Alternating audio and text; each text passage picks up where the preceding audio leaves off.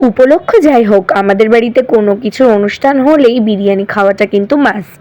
আমি আগে বিরিয়ানি খেতে একদম পছন্দ করতাম না, কিন্তু যবে থেকে আমার বিয়ে হয়েছে আর আমি আমার মামুনির হাতে বিরিয়ানি খেয়েছি, তবে থেকে আমি জাস্ট বিরিয়ানির প্রেমে পাগল। কিন্তু সেটা বাইরের বিরিয়ানি হলে হবে না, প্রপার মামুনির হাতে তৈরি করা বিরিয়ানি চাই। তো সেদিন ছিল মাদার্স ডে, তো মাদার্স ডে পালন করার জন্য মাতব্বরি করে আমি বিরিয়ানি করতে বসে গেলাম। এদিকে বিরিয়ানি করতে কিন্তু জানি না, আগে দুবার করেছিলাম, ভাগ্যক্রমে একটা ভালো হয়েছিল খুবই, আর একবার খুবই জঘন্য।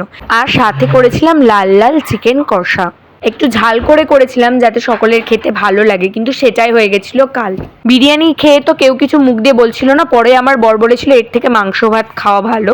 তবে বাদবাকি সবাই বলেছিল দারুণ খেতে হয়েছে, দারুণ প্রশংসা করেছে, কিন্তু জানি না আমার মন রক্ষার্থে করেছে কিনা, কিন্তু বরের করা অপমানটা আমি একদমই ভুলিনি। তো আমি এবার বিরিয়ানি ভেবেছি এমন করে করব না, ওর মুখে জামা ঘষে দেবো, ও বলতে বাধ্য হবে তুমি ধন্য।